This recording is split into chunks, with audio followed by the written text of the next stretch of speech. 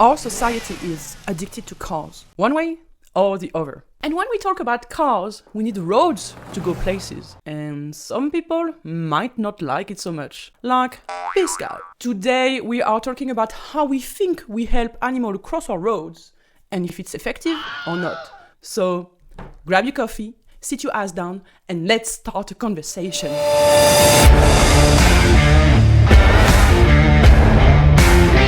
Mankind built the first roads around 4000 BC, and we came a long way regarding traveling at speed. Ditch these horses and the carts we used to wheel around town for weeks, that is, if you were rich, because most of us peasants had to walk to go places. With the first automobile invented in the 19th century, walking is a thing of the past. Today, if you have a four-wheel drive and there is a road, you can go absolutely anywhere.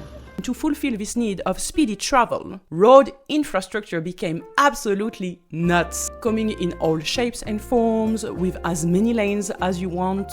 Wink wink, Americans. There is now 21 million kilometers of road infrastructure disseminated around the world that create a network so dense, and this has consequences, especially on wildlife. Roads and other traffic places create a literal barrier in the natural environment. And the wild animals, well, they'd like to cross the road, maybe to get a job, but mostly because the grass is greener on the other side. So animals, no matter what, will cross roads anyway. Here are a few negative impacts of road on animal movement, and I'm gonna take you on the road again. I have my little cheat sheets, and I'm gonna speed up, obviously, what I do on the board. Imagine you are in a beautiful forest. I didn't do an art degree, okay? So that's what you're gonna get. This is the forest. You hear the little birds singing, the smell of the earth. You notice a curious deer looking at you on the other side. There is a little pond with water. That's a pond. And bam! We cut all of these trees. And we build a motherfucking road. And when we build a road, the footprint of the road is greater than the size of the road.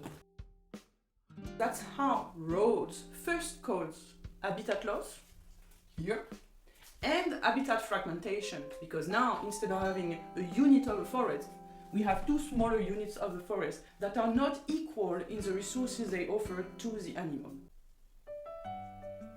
Now you have the abstract representation of a deer in the northern hemisphere. I'd like to think of them as antelopes because I live in South Africa. The antelope would like to cross the road because resources are better on the other side.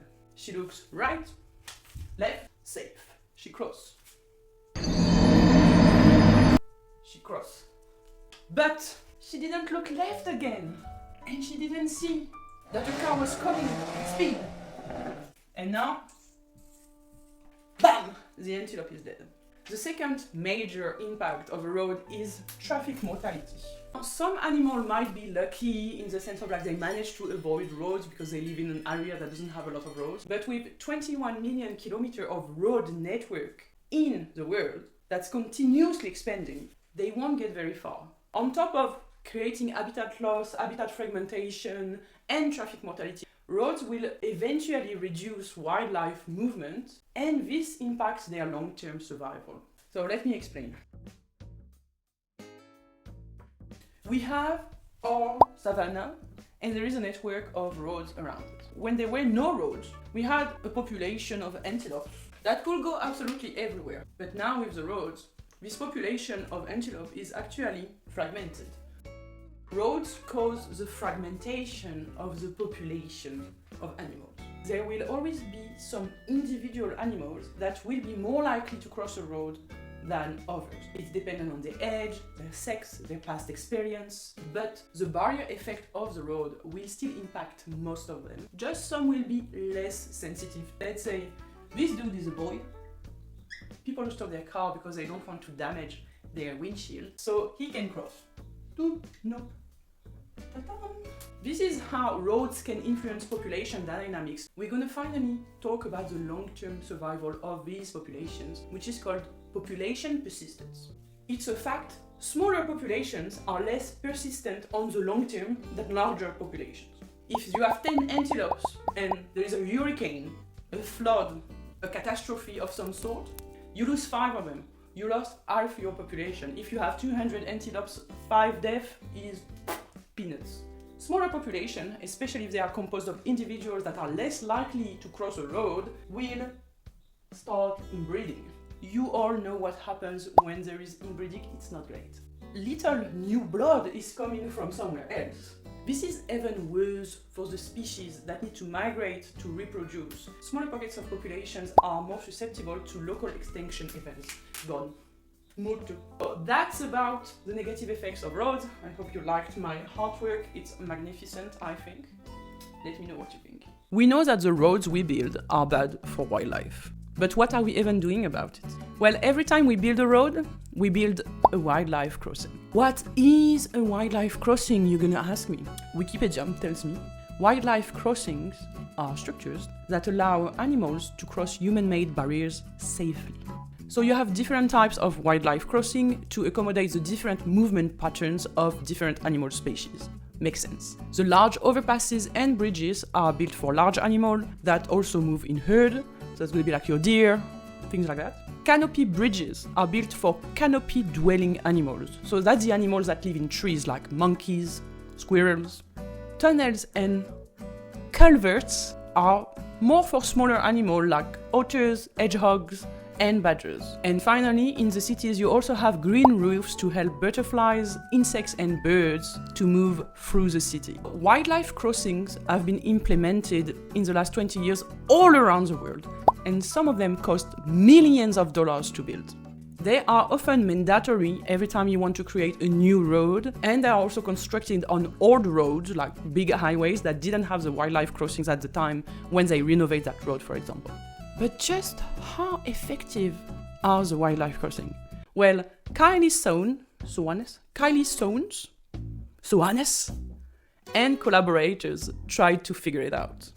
So how did they do this? First, they dug up everything they could find, every piece of literature, every report they could find on the effectiveness of wildlife crossings. Then they read all of these articles, all of them. Their main goal was to figure out in this scientific literature, in these reports, did the people doing the wildlife crossing actually assess how effective the wildlife crossing was? Did the wildlife crossing prevent a decline, restore, improve, or allow animal movement? So that's $1 million question. After screening 2,700 documents, I'd like to spend my vacation at the library! Published from 1935 to 2021, so that's quite a big span, a little pruning was done. And the scientists ended up with only 80 quantitative datasets that they could use in their meta-analysis. So it's a fact. There is abundant evidence that wildlife crossings allow animal movement across roads. Well, good, because that's their fucking purpose. But there is more questions. Do the wildlife crossings prevent the decline of movement after the construction of the road? Restore movement to pre-construction levels where there was no road? Or are they even making an improvement compared to taking no actions at all? Only 14% of the studies they looked at addressed one or all of these questions. Kylie and collaborators identified the most effective wildlife crossing structures so far. If you already have a wildlife crossing structure, adding ledges and vegetation cover will increase the movement of small animals on this crossing. Now, after road construction, or after an upgrade of the road, underpasses will prevent the decline in movement of ungulates, that is, deer and stuff like that, in South Africa, antelopes. Finally, the canopy bridges we mentioned earlier, and vegetated medians. I don't know what they meant about that, scientific talk. These will improve the crossroad movements of arboreal animals that live in trees. In all of these studies, there is a huge bias, a massive bias, and generally in biology and ecology, there is this same bias, is most of the studies focus on mammals. So other types of animals, such as reptiles and amphibians, specifically, are not commonly investigated, although they are more likely to be impacted by the presence of a road. And on the long term, well, it appears that most wildlife crossings have failed in their purpose Emotional damage! to prevent the decline in animal movement due to the construction of a road. In conclusion, we know that completely mitigating road effects on animal movements is impossible, especially with the wildlife crossings already in place.